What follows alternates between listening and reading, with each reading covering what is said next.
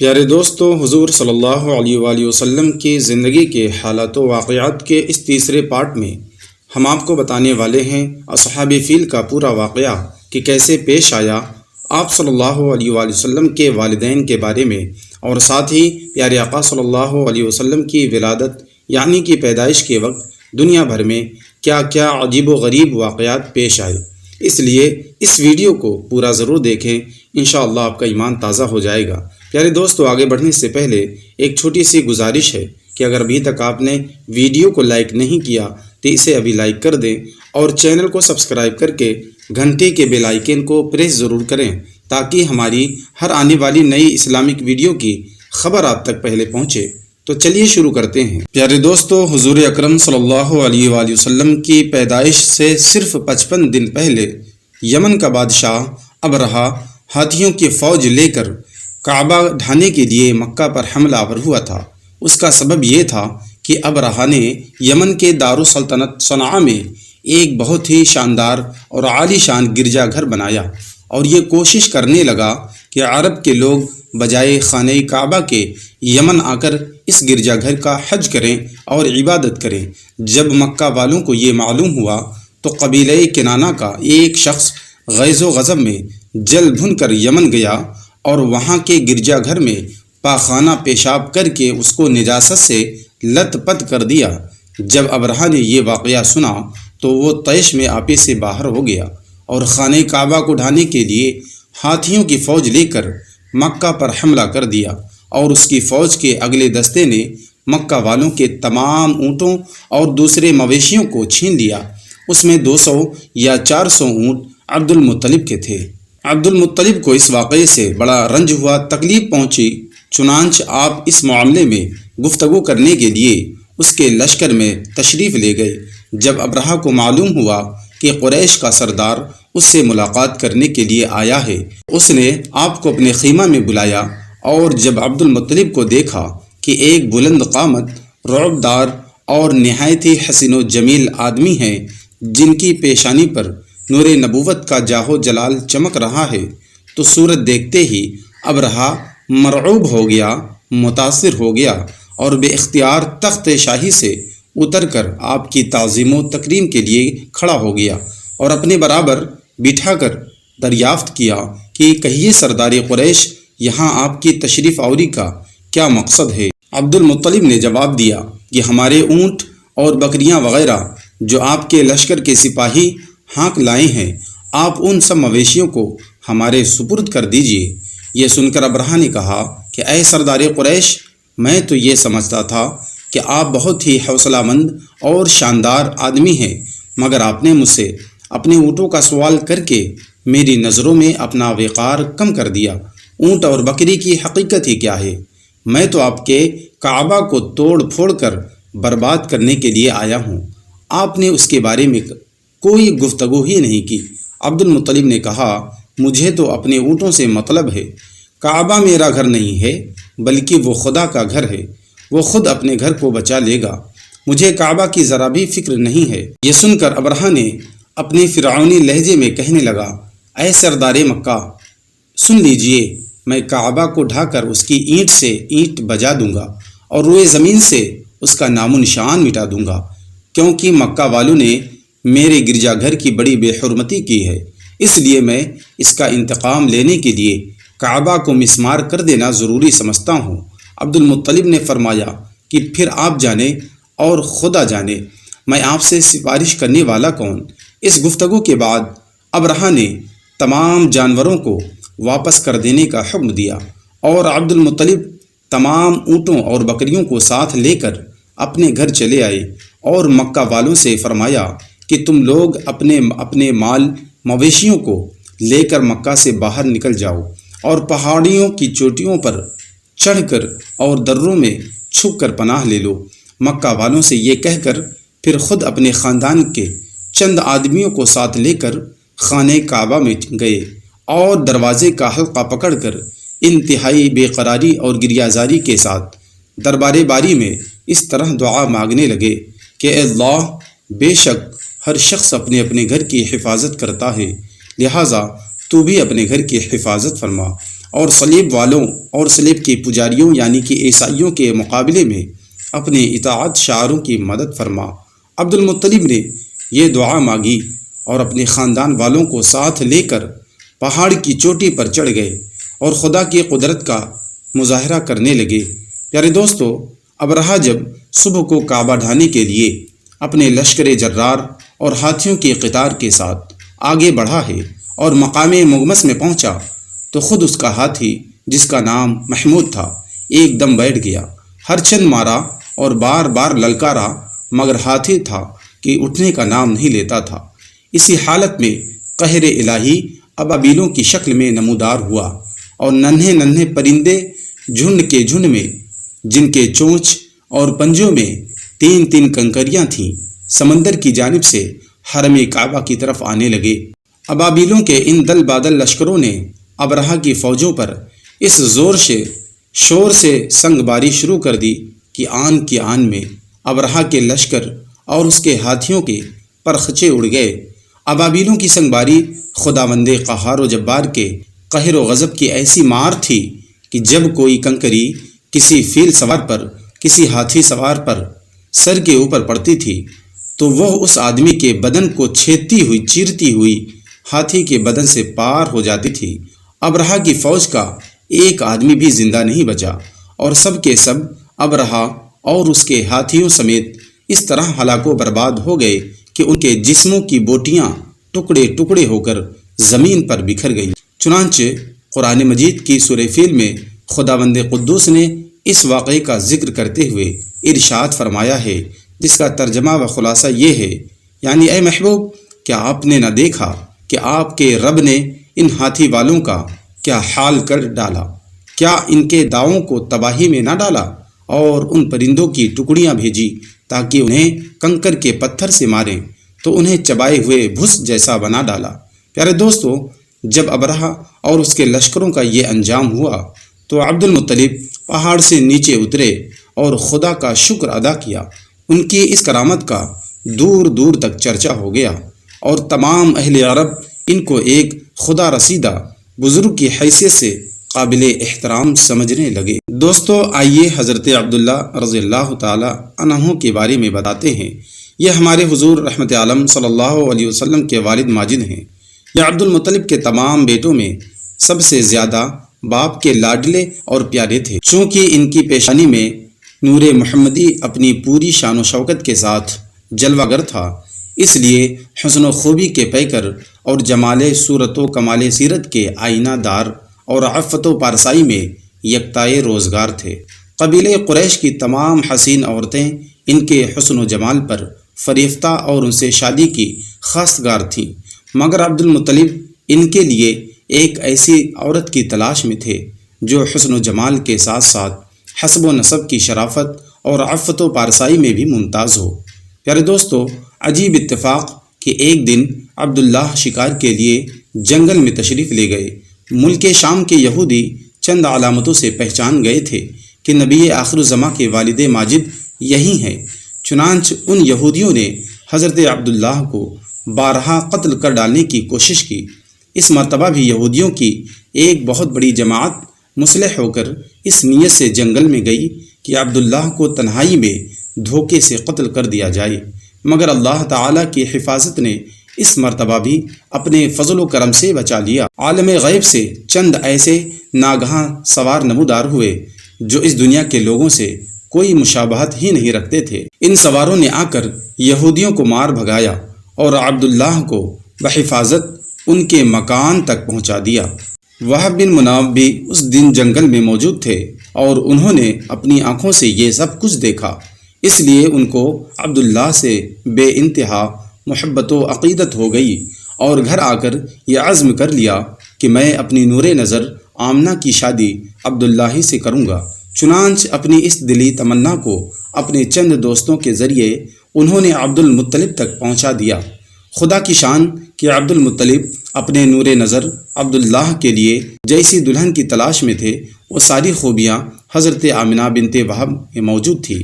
عبد المطلب نے اس رشتے کو خوشی خوشی منظور کر لیا۔ چنانچہ 24 سال کی عمر میں حضرت عبداللہ کا حضرت بی بی آمنہ سے نکاح ہو گیا اور نور محمد حضرت عبداللہ سے منتقل ہو کر حضرت بی بی آمنہ کے شکم اطہر میں جلوہ گر ہو گیا۔ اور جب حمل شریف کو 2 مہینے پورے ہو گئے تو عبد المطلب نے حضرت عبداللہ کو کھجوریں لینے کے لیے مدینہ بھیجا یا تجارت کے لیے ملک شام روانہ کیا۔ وہاں سے واپس لوٹتے ہوئے مدینہ میں اپنے والد کے ننھال بنو عدی بن نجار میں 1 مہینہ بیمار رہ کر 25 برس کی عمر میں حضرت عبداللہ رضی اللہ تعالی عنہ وفات پا گئے اور وہیں دار نابغہ میں مدفون ہوئے۔ قافلہ والوں نے جب مکہ واپس لوٹ کر عبد المطلب کو عبداللہ کی بیماری کا حال سنایا تو انہوں نے خبرگیری کے لیے اپنے سب سے بڑے لڑکے حارث کو مدینہ بھیجا۔ ان کے مدینہ پہنچنے سے قبل ہی حضرت عبداللہ راہی ملک بقا ہو چکے تھے، یعنی کہ انتقال کر چکے تھے۔ حارث نے مکہ واپس ہو کر جب وفات کی خبر سنائی ہے تو سارا گھر ماتم کدا بن گیا اور بنو ہاشم کے ہر گھر میں ماتم برپا ہو گیا۔ خود حضرت آمنہ جو آقا صلی اللہ تعالی علیہ وسلم کی والدہ ہیں، انہوں نے اپنے شوہر کا ایسا پردرد مرثیہ کہا ہے جس کو سن کر آج بھی دل درد سے بھر جاتا ہے۔ روایت ہے کہ حضرت عبداللہ کی وفات پر فرشتوں نے غمگین ہو کر بڑی حسرت کے ساتھ یہ کہا کہ الہی تیرا نبی یتیم ہو گیا۔ حضرت حق نے فرمایا کیا ہوا، میں اس کا حامی و حافظ ہوں۔ حضرت عبداللہ کا ترکہ ایک لونڈی ام ایمن جن کا نام برکہ تھا، کچھ اونٹ اور کچھ بکریاں تھی جو انہوں نے چھوڑی ہیں۔ یہ سب ترکہ حضور اکرم صلی اللہ علیہ وسلم کو ملا۔ ام ایمن بچپن میں حضور اقدس صلی اللہ علیہ وسلم کی دیکھ بھال کرتی تھیں، کھلاتی تھیں، کپڑا پہناتی تھیں، پرورش کی پوری ضروریات کیا کرتی تھیں۔ اس لیے حضور اقدس صلی اللہ علیہ وسلم نے تمام عمر ام ایمن کی دلجوئی فرماتے رہے۔ اپنے محبوب پیارے غلام حضرت زید بن حارثہ سے ان کا نکاح کر دیا اور ان کے شکم سے حضرت اسامہ پیدا ہوئے۔ پیارے دوستو، حضور اقدس صلی اللہ علیہ وسلم کے والدین کریمین کے بارے میں علماء کا اختلاف ہے کہ وہ دونوں مومن ہیں یا نہیں۔ بعض علماء ان دونوں کو مومن نہیں مانتے اور بعض علماء نے اس مسئلے میں توقف کیا اور فرمایا کہ ان دونوں کو مومن یا کافر کہنے سے زبان کو روکنا چاہیے اور اس کا علم خدا کو سپرد کر دینا چاہیے۔ مگر اہل سنت کے علماء محققین مثلا امام جلال الدین سیوطی، علامہ ابن حجر حیتمی، امام قرطبی، حافظ الشام ابن ناصر الدین و شیخ عبدالحق محدث دہلوی رضی اللہ تعالی عنہم، تمام علماء حق کا یہی عقیدہ اور قول ہے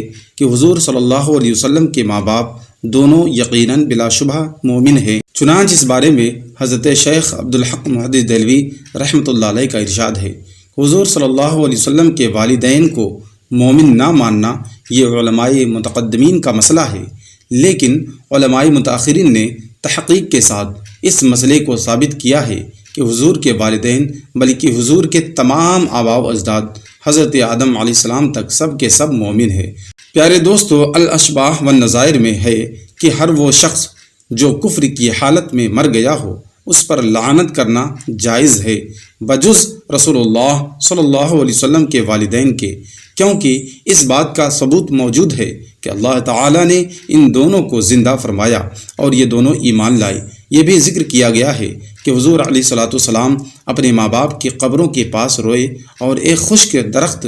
زمین میں بو دیا اور فرمایا کہ اگر یہ درخت ہرا ہو گیا تو یہ اس بات کی علامت ہوگی کہ ان دونوں کا ایمان لانا ممکن ہے۔ چنانچہ وہ درخت ہرا ہو گیا۔ پھر حضور علیہ الصلوۃ والسلام کی دعا کی برکت سے وہ دونوں اپنی اپنی قبروں سے نکل کر اسلام لائی اور پھر اپنی اپنی قبروں میں تشریف لے گئے۔ پیارے دوستوں، ہمارا ایمان اور عقیدہ علماء اہل سنت کا ہے، اسی پر ہم سب کا عقیدہ ہونا چاہیے۔ پیارے دوستوں، جس طرح سورج نکلنے سے پہلے ستاروں کی روپوشی، صبح صادق کی سفیدی، شفق کی سرخی سورج نکلنے کی خوشخبری دینے لگتی ہے، اسی طرح جب آفتاب رسالت کے طلوع کا زمانہ قریب آیا تو اطراف عالم میں بہت سے ایسے عجیب عجیب واقعات اور خوارق عادت بطور علامات کے ظاہر ہونے لگے جو ساری کائنات کو جھجھوڑ کر یہ بشارت دینے لگے کہ اب رسالت کا آفتاب اپنی پوری آب و تاب کے ساتھ طلوع ہونے والا ہے۔ پیارے دوستو،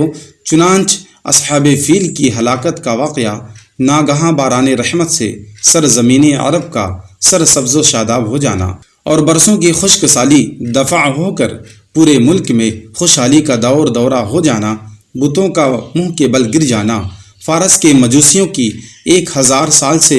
جلائی ہوئی آگ کا ایک لمحے میں بجھ جانا، کسریٰ کے محل کا زلزلہ اور اس کے 14 کنگروں کا منہدم ہو جانا، ہمدان اور قم کے درمیان 6 میل لمبے اور 6 میل چوڑے بحیرہ سادہ ندی کا یکا یک بالکل خشک ہو جانا، سوکھ جانا، شام اور کوفہ کے درمیان وادی سماوا کی خشک ندی کا اچانک جاری ہو جانا، حضور صلی اللہ علیہ وسلم کی والدہ کے بدن سے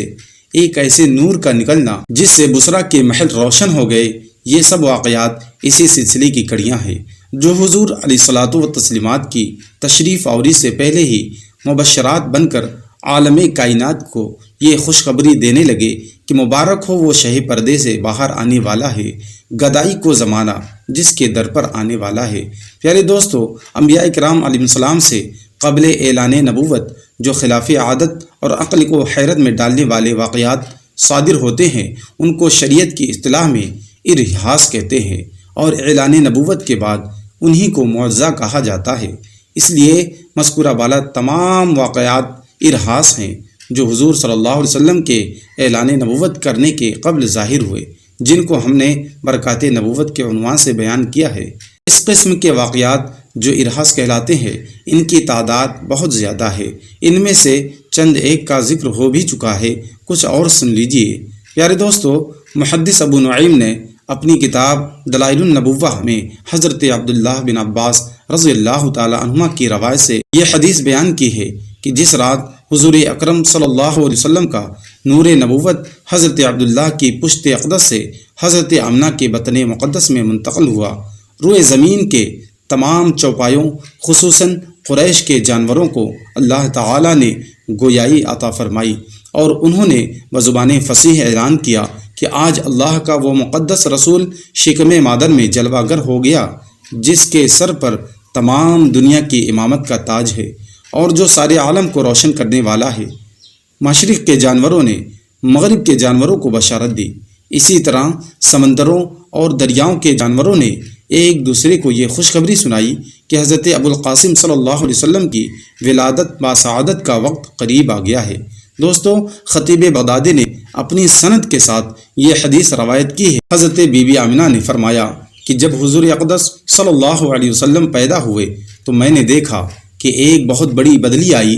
جس میں روشنی کے ساتھ گھوڑوں کے ہنہنانے اور پرندوں کے اڑنے کی آواز تھی اور کچھ انسانوں کی بولیاں بھی سنائی دیتی تھیں۔ پھر ایک دم حضور صلی اللہ علیہ وسلم میرے سامنے سے غائب ہو گئے اور میں نے سنا کہ ایک اعلان کرنے والا اعلان کر رہا ہے، محمد صلی اللہ علیہ وسلم کو مشرق و مغرب میں گشت کراؤ اور ان کو سمندروں کی بھی سیر کراؤ تاکہ تمام کائنات کو ان کا نام، ان کا حلیہ، ان کی صفت معلوم ہو جائے، اور ان کو تمام جاندار مخلوق یعنی کہ جن و انس، ملائکہ اور چرندوں پرندوں کے سامنے پیش کرو، اور انہیں حضرت آدم علیہ السلام کی صورت، حضرت شیس علیہ السلام کی معرفت، حضرت نوح علیہ السلام کی شجاعت، حضرت ابراہیم علیہ السلام کی خلت، حضرت اسماعیل علیہ السلام کی زبان، حضرت اسحاق علیہ السلام کی رضا، حضرت صالح علیہ السلام کی فصاحت، حضرت لوط علیہ السلام کی حکمت، حضرت یعقوب علیہ السلام کی بشارت،